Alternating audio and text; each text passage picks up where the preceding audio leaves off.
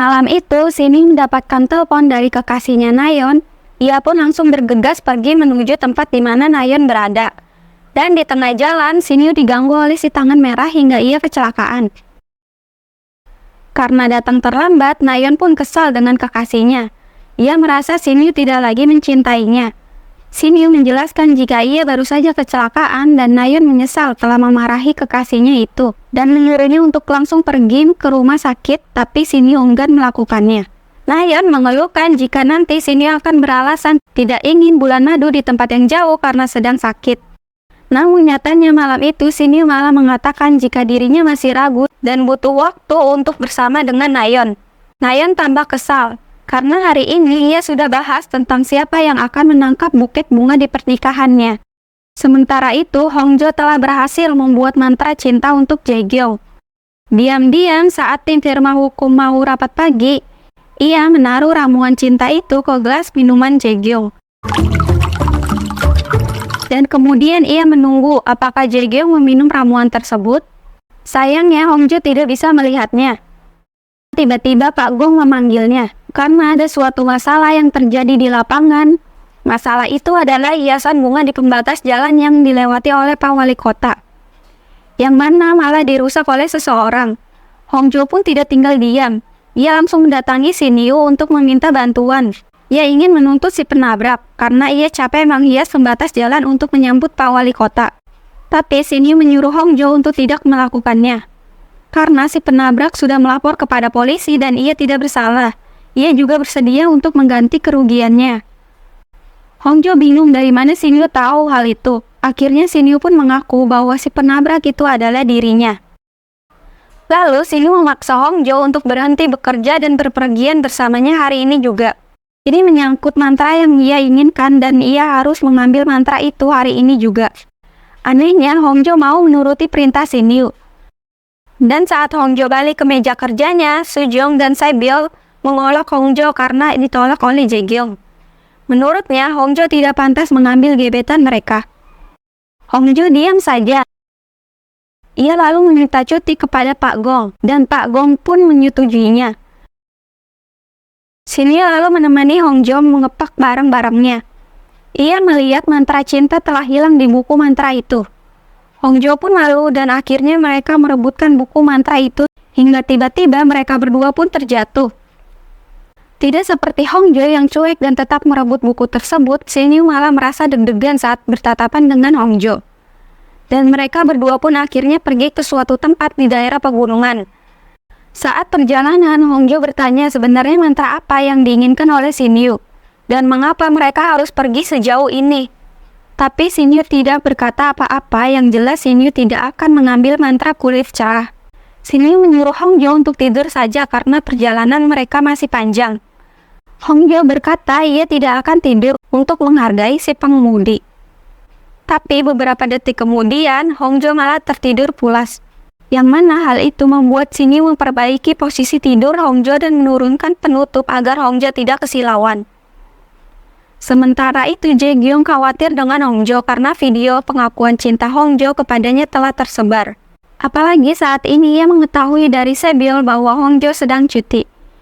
Jaegyeong lalu mencari tahu siapa penyebar video tersebut dan mendapati Sujong dan Saebyul lah pelakunya. Cerita Shinyu dan Hongjo telah sampai di villa milik Shinyu dan mereka berdua bergegas pergi mendaki gunung untuk mencari sebuah bunga yang menjadi syarat dari salah satu mantra, yaitu mantra penyembuhan. Dan akhirnya Hongjo tahu jika Shinyu sedang sakit. Hongjo berkata, sebaiknya Shinyu berobat bukan malah bermain dukun-dukunan. Shinyu berkata saat ini ia sedang dikutuk dan ia sudah putus asa selain mempercayai mantra penyembuhan ini. Ia hanya berharap Hongjo mau membantunya meskipun sebenarnya Hongjo masih bingung. Tapi Hongjo tetap melanjutkan pendakian sampai akhirnya ia menemukan bunga yang mereka cari-cari. Sayangnya bunga itu terlalu tinggi. Shinyu kemudian membantu Hongjo menarik daun dari bunga tersebut, dan ia tidak menyentuh bunganya.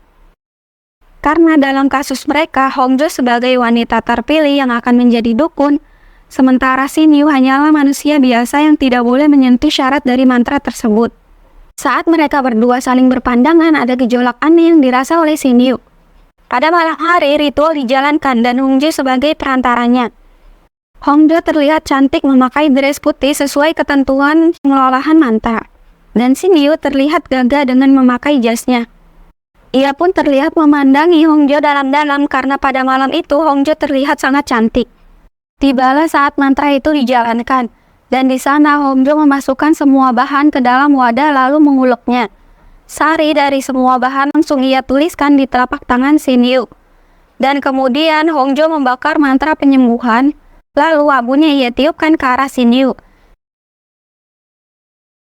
Shinyu merasakan debaran jantungnya dan merasa kesulitan bernafas, menyuruh Hongjo untuk segera masuk ke dalam rumah. Malam itu Shinyu tidak bisa tidur. Ia terus bermimpi tentang seorang gadis yang tidak bisa memetik buah, dan tiba-tiba ada seorang laki-laki yang membantu gadis tersebut. Pada pagi harinya, Shinyu merasa tidak enak badan karena semalaman ia tidak bisa tidur. Ia menyuruh Hongjo untuk segera berkemas karena mereka akan segera pulang. Saat semuanya telah siap, tiba-tiba Jaegyong menelpon Hongjo karena khawatir kepadanya. Jaegyong mengira karena video tersebut Hongjo tidak masuk bekerja. Di tengah jalan saat pulang, Hongjo mampir ke kedai bibimbap. Ia mengajak Shinyu untuk makan bersama, tapi Shinyu sedang tidak enak badan. Akhirnya Hongjo makan sendirian lagi.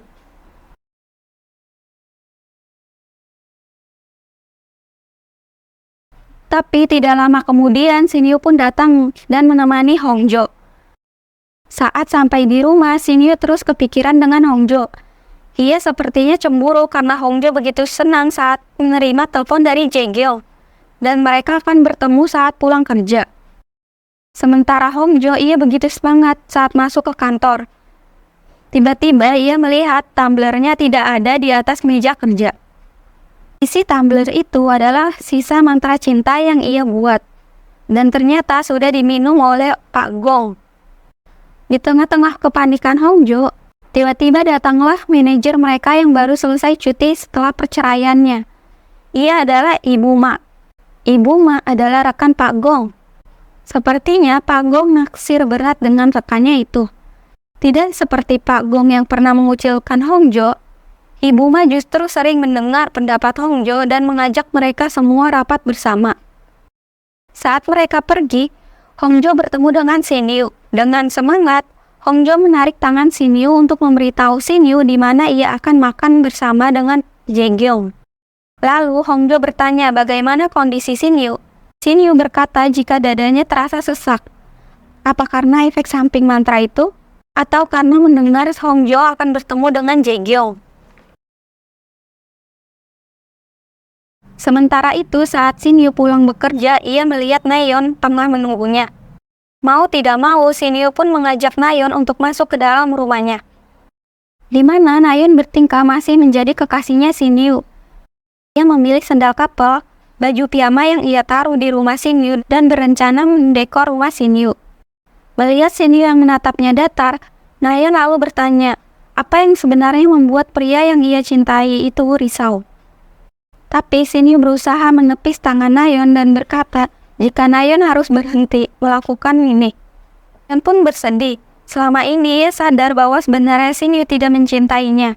Ia sadar dari awal ia mengejar Shinyu, sudah memaksa untuk berkencan.